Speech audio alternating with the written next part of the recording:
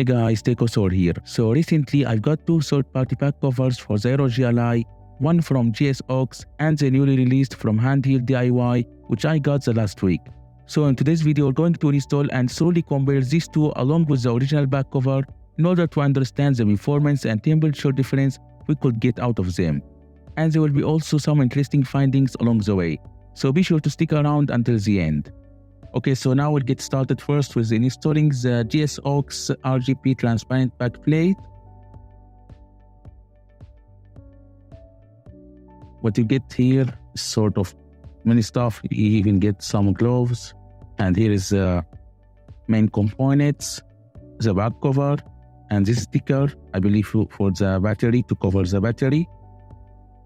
And this one for the RGB panel. You don't need the Ally to power it. You can just charge this small battery and it's going to feed the RGB panel in here. You get this screwdriver, kinda neat. I'm gonna use it also.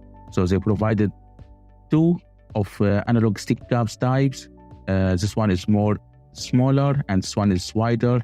So it depends on the games that you are playing. And here is also, wow, I think they also provide here the cover for the inputs, so you can this way avoid some dust accumulation in this part.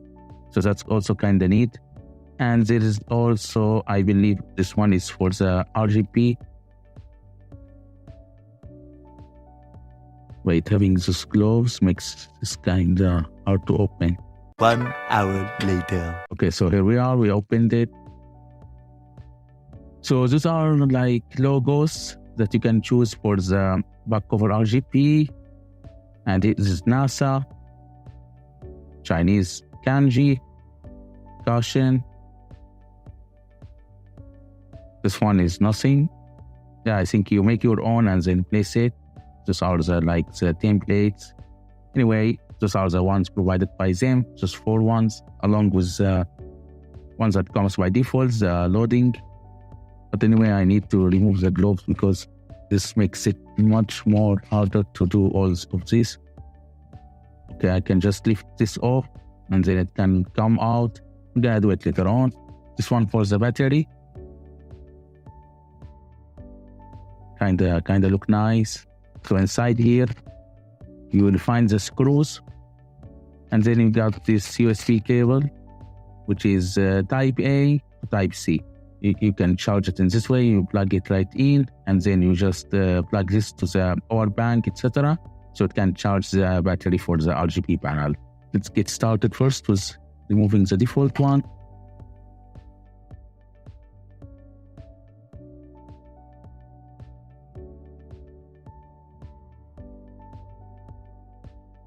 We are left with one screw. This one, you shouldn't remove it. So just unscrew it and it should remain. Now I don't need the pry tool, but you are free to use the pry tool. I usually just use my finger and can lift off easily. Something I want to mention that all benchmarks are going to be by using this copper heatsink for the SSD. And then at the end, we're gonna try out the ones that I currently use, the 9mm heatsink. We're gonna see it. The stickers here are for covering the light sensor in order to turn on the Ally, because since this one is transparent, so it's gonna detect some light and then it won't turn on. And then we're gonna need to remove those buttons, the triggers. So since it's not included in here, we're gonna use the original ones. Also, we're gonna need to remove these buttons.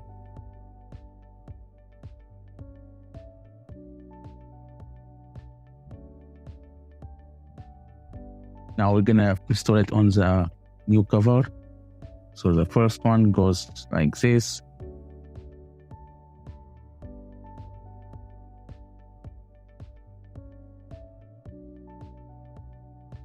And then for the second one, be in this way.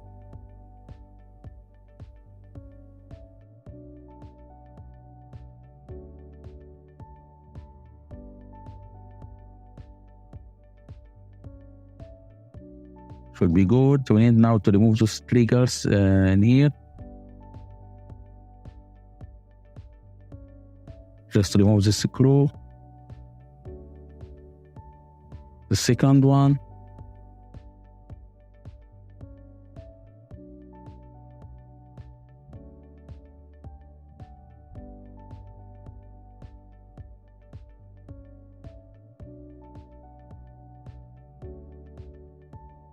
Just make sure that you press it, that so it can flap.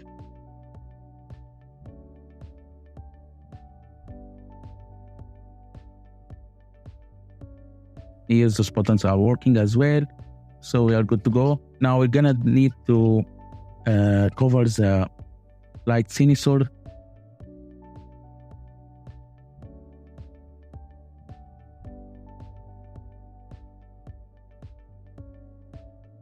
Okay, so we are good to go on this one.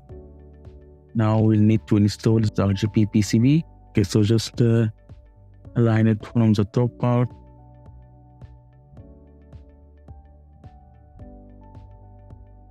Okay, so I hear a click. Now we're gonna stick the battery one.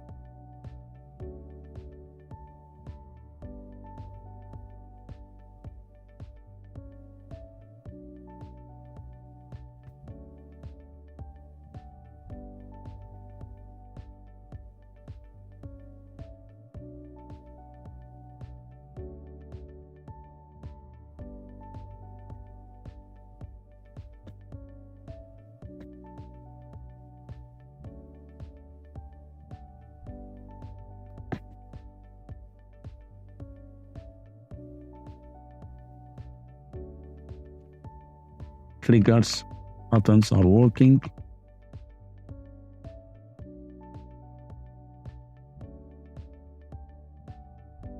And as you can see, here it is. It looks perfectly nice. It's working well. And it honestly matches the Ally. Like as you can see, the transparent along with the white, it looks absolutely gorgeous. So this one for the dust protection for this inputs.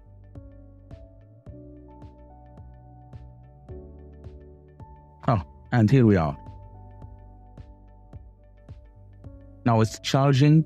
This green light indicator says that it's charging. And as you can see, the RGB can have this kind of effect. Kind of looks cool.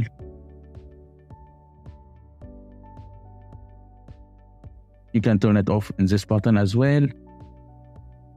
Just hold it for a bit and it's off. Turn it on. Hold on for a bit and it's on. So you press this one. As you can see, you can change the effect. And to remove this sticker,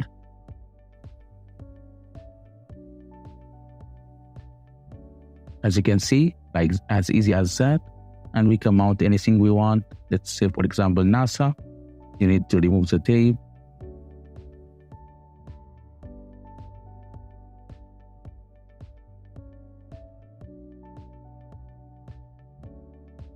And they are good to go. Now we got NASA effect. Looks perfectly nice. You can change the effect. I'm going to benchmark it off camera. And then we're going to install the HandheldDIY one. And then we're going to see which one is the best. Let's get to it. So here is the HandheldDIY one, mod case for the ROG ALLY. I got it last week and had it ordered like 3 months ago on back when they started this campaign in Indiegogo. So we're gonna do the unboxing together. So this is one I got, which is frost transparent, just like the JSAUX one. But as you can see, there is like additional stuff here for the cooling. There's something different going on here. And here there is also like HandheldDIY. You can change this nameplate. And there is this kickstand. And it also lacks the buttons, so you're gonna need to use the same buttons on your ROG ALLY. So make sure that you have them. We got this thermal pad that we're going to install on the back cover. Also here they warn you to make sure to remove the micro SD card if it was installed prior to disassembling the device. And you can scan this QR code to get the installation as well. And you get this screwdriver along with some screws here for the back cover itself. And inside here, we'll find something pretty interesting, which is this strap that you can attach your battery bank to it. So you can use this strap and attach it to the back cover and then attach it to the power bank that you have. So I got this nameplate, what I believe So inside here, you get a blank one. You can engrave your name and change it instead of this handheld DIY one. But honestly, after I made the order, initially they said first they are not going to do an engraving, but later on they sent me an email asking if I would like to have any name engraved on mine. And I just chose TECHOSAUR, and they were supposed to do the engraving feature, but maybe they forgot to do it on mine or something went wrong along the process. I'm kind of disappointed, to be honest. So I ordered another thing along with backplate. This Mac cooler by Black Shark, can add it as an add-on for the order. First of all, I really like the design of this cooler. Like, it looks so nice along with the accents and the colors. As you can see, it's quite chunky. Usually this one is for phones. For iPhones, you can just stick it on the iPhone, so you don't need to use this plate.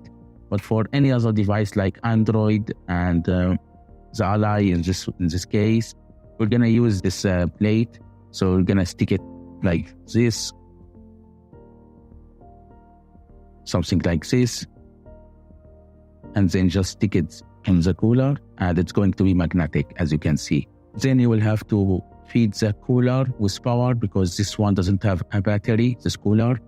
So you need to find a way to feed it with power, like by using a power bank, or even the Ally itself. It also comes with an application. So first, let's get started by installing the buttons here.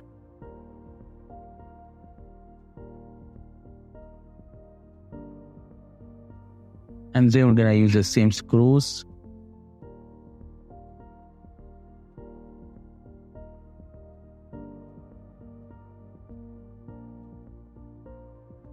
So that's it for the back buttons.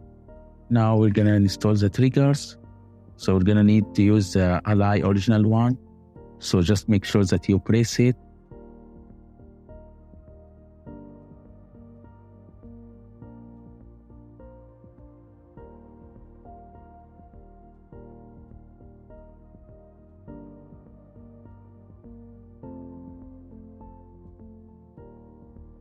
The triggers are working, so we are good to go. Now we can just install the thermal pad and install it back on the Ally. Right in the middle. Now I want to check something as I promised. This is the daily driver heatsink that I've been currently using, the 9mm one.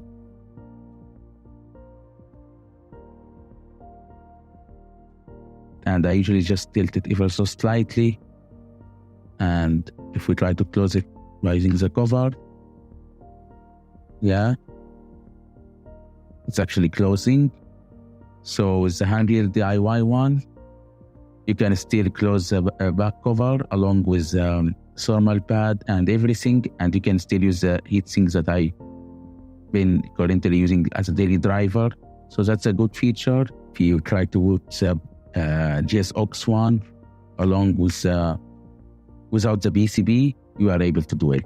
As you can see, it will close just fine. Just if you try to put the one with the RGB, the PCB, you are not able to feed the heatsink, the high heatsink along with the back cover.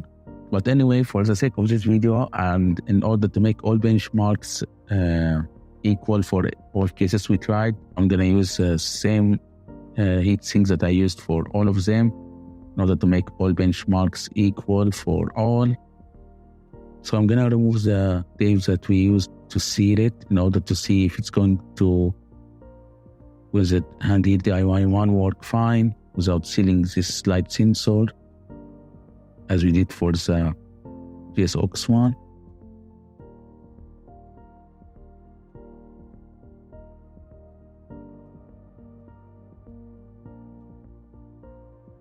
So as you can see, the back buttons are quite clicky. There are no issues. And even the triggers work fine. Like some people may have some issues with the back buttons, I heard. And handheld DIY suggested if in case you have this issue, you can just use a tape in order to increase the level of the button. And they will also send you a kit that could address this issue as well. But as for me, I don't have any issue with back buttons like now. It works just fine, as you can hear. Along with the clickers, I would say it looks so nice. It honestly looks so cool. But I would use like for the battery, like here they don't have a cover for that one. I will use the ones that I got for JSAUX. So anyway, here we don't have any RGB. Now to install the cooler, and this one is a protective films that you can install it here. So by using this protective one, you avoid damaging the back cover.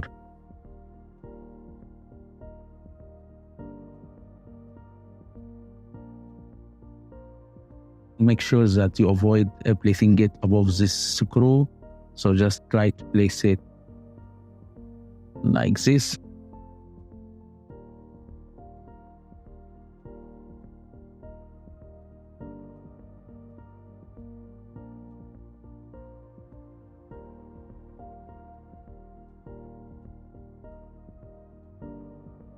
Now we can just install the magnetic plate.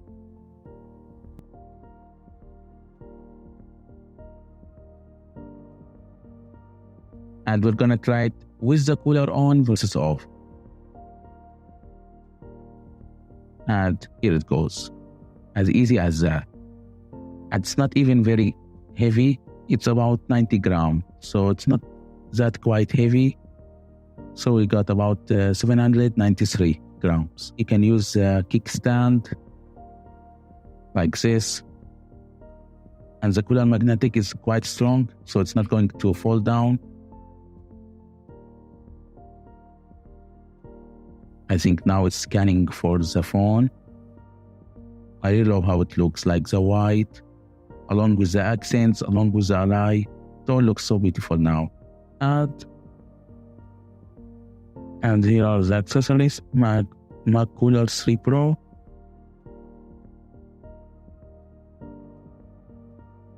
Pair. Finished. There's a firmware update. Let's install it on the cooler.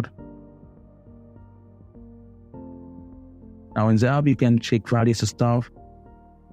You can set it on the mute mode.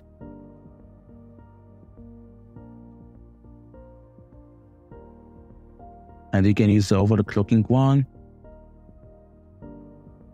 And you can use the smart one. By default, it's set on the overclocking one. So when you run it out of the box, it's going to be set on the overclocking. And here you can change the lighting settings. You can turn it off if you want to save more battery juice. And you can change the lighting effects. There are tons of them. As you can see, flying ring and starlight.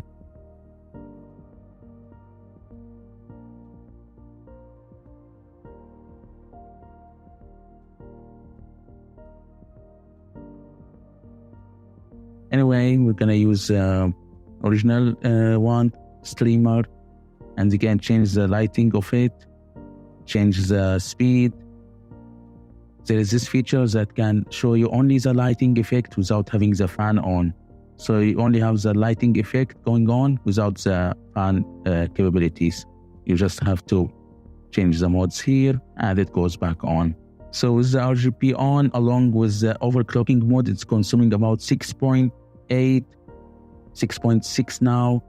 And if you have the mute mode, it's consuming about 5.5, something like that. So the difference is 1 watt. Now if you turn on off the RGB, it's consuming 4.9, so something like 5 watt. And if you go to the overclocking mode and without the RGB, you are consuming about 6.1 with RGB off. With RGB on, about 6.7, 6.6, something like that. Now the smart one, it depends on how cool or hot the surface of the cooler. Like now it jumped to 6.3, depending on the temperature here. As you can see now that I left it for a while, you can see there are traces of ice, Now I left the cooler on overclocking mode for roughly 3 minutes. And as you can see now, the cold plate temperature is around -10 degrees Celsius, and it can also reach -11. So in terms of cooling capabilities, it's quite strong. Now time to start benchmarking, but first let's talk about the power TDP settings for our upcoming comparisons. I'll be using GHelper to test out a range of power limits, starting from 20 watt and going through 30, 35, 40, and finally 45 watt. Now to ensure that the power settings are applied right and will stay put, I've done some modification settings in BIOS by using Smokeless tool. For those interested on how to do this, I've covered all of it in a previous video suggested here. Now regarding the GPU driver, I'm running the latest version available on the AMD driver website. So we'll get started first by running 3D Mark TimeSpy benchmark running at 900p. So let's dive right in.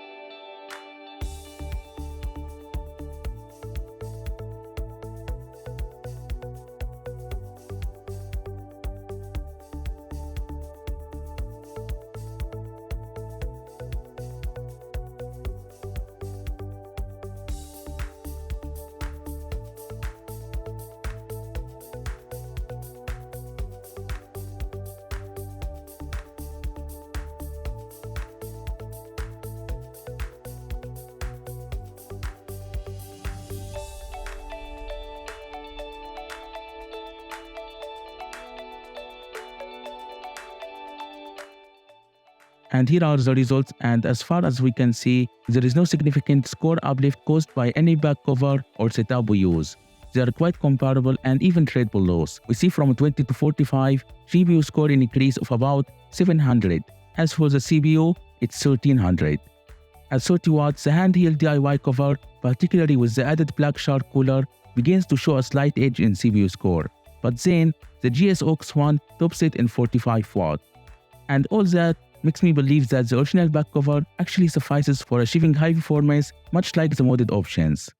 Now to assess temperature difference over time, I'll be also doing a TimeSpy stress test as well, which basically repeats the benchmark 20 times over the course of 20 minutes.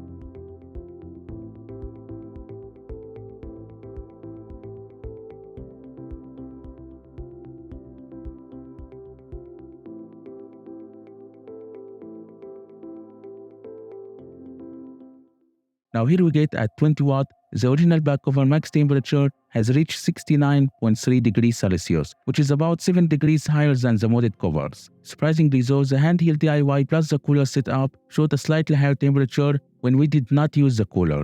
Now as for the GPU temperature difference were lower around 3 degrees on modded options. But still it's worth mentioning that the original back cover negative pressure design is able to keep the SSD a bit cooler by about 4 to 5 degrees compared to the other. Instead, at higher wattage, we start to see a significant shift. For example, at 30 watt, the JSAUX cover significantly outperformed the original, with temperature drop of about 11 degrees. Similarly the case for the handheld DIY. And this trend continued at 35 watt. But at 40 watt, the handheld plus the cooler offered the lowest temperature by around 4 degrees compared to the other options. However, the original back cover remained superior in dissipating heat from the SSD.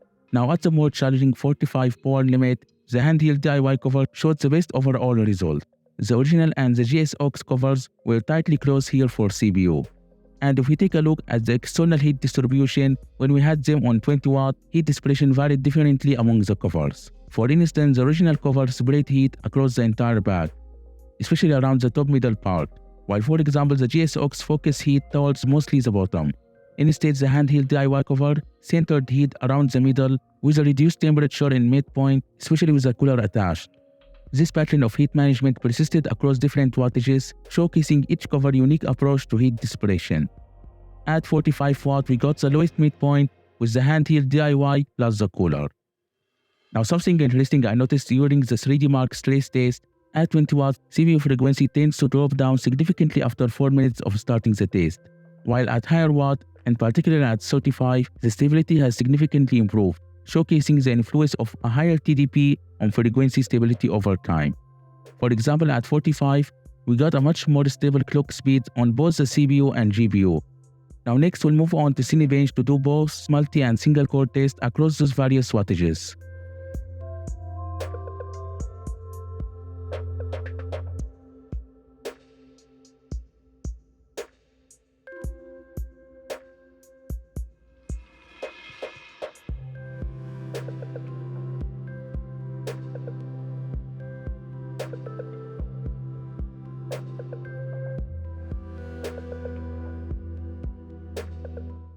And here are the results, showing minimal difference among the covers, which all made me question the claims by handheld DIY, saying that their modded cover gives a boost to Cinebench scores by 15%.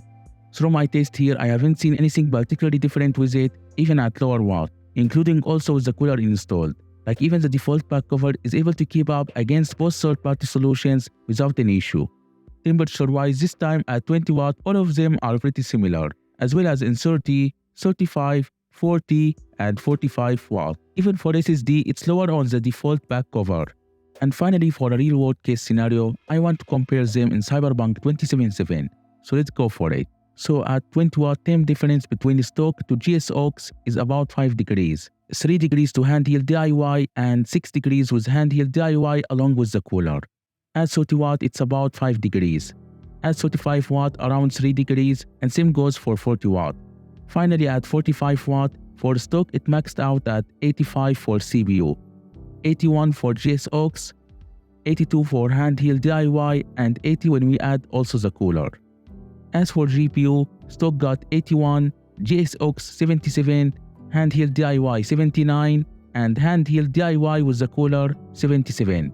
And looking at the FPS performance, there is really not much to say, they are all pretty comparable and almost identical. So in conclusion, if you are considering these back covers, they will absolutely offer some temperature drop for both CPU and GPU, but at the expense of a minimal higher SSD temperature due to the default cover efficient heat dissipation technique made for it. But still each cover has its unique features, like the JSAUX one having an RGB panel and the handheld DIY kickstand and battery strap. But I'm curious to know which one will you prefer. Will you be sticking to the original or upgrading for a modded cover? Please share your thoughts in the comment section, and if you found this video helpful, please support me by giving it a thumbs up and subscribe to TECHOSAUR for more Ally and handheld content. Thanks for watching, and I see you in the next one.